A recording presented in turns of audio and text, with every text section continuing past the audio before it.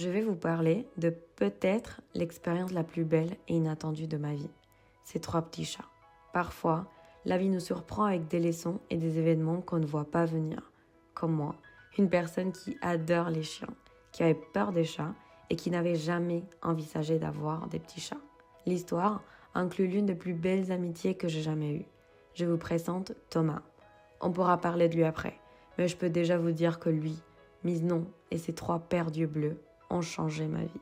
Thomas m'a ouvert les portes de chez lui à un moment où mon bail arrivait à son terme et où je ne savais pas où aller. Cela coïncidait avec son déménagement dans une autre ville et le fait qu'il ne pouvait pas partir avec Miznon, son chat, qui attendait des petits. J'ai vite accepté de rester dans son appartement avec son chat et ses 3 bébés et je vous promets que je ne savais pas du tout à quoi je disais oui.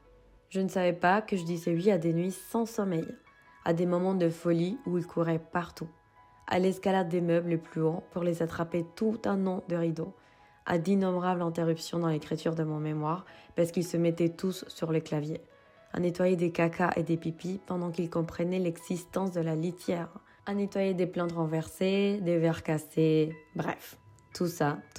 Mais maintenant, l'important. Je ne savais pas que je disais oui à être toujours attendu chez moi, dans un moment où ma vie était difficile et instable, où je me sentais seule, où je cherchais un travail jour et nuit. Et eux m'apprenaient dans leur évolution que tout prend son temps.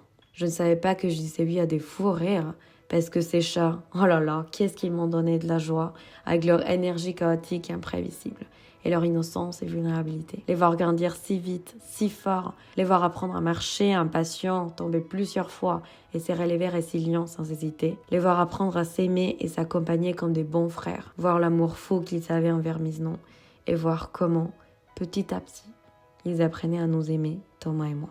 Je voyais ma vulnérabilité à ce moment-là se refléter dans la vulnérabilité de leur vie. J'ai eu la meilleure compagnie dans ces moments si incertains. Je ne m'attendais pas à apprendre tout ce que Miznon m'a appris. Être dévoué et fort pour ses bébés, malgré ses courtes heures de sommeil. Sa passion pour les élever, les chercher, jouer avec eux, mais surtout, savoir s'indépendiser et les voir prendre leur propre chemin quand le moment est venu. Sur le moment, je savais que je ne pourrais vivre cela avec personne d'autre qu'avec Thomas. Et que nous vivions un rêve qui ne se répéterait jamais. Alors, il fallait en profiter au maximum. Chaque petite seconde de beauté et d'amour, mais aussi de chaque seconde de caca et de pipi. Malgré ma conscience de la fragilité de ce moment, du fait que l'attachement allait faire mal, car on ne pouvait pas le garder, et que même mon passage chez Thomas n'était pas éternel.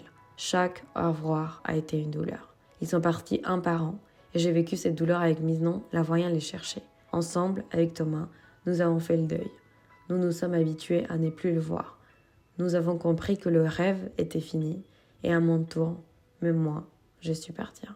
Je t'aime, Thomas, et ce rêve restera toujours dans mon cœur.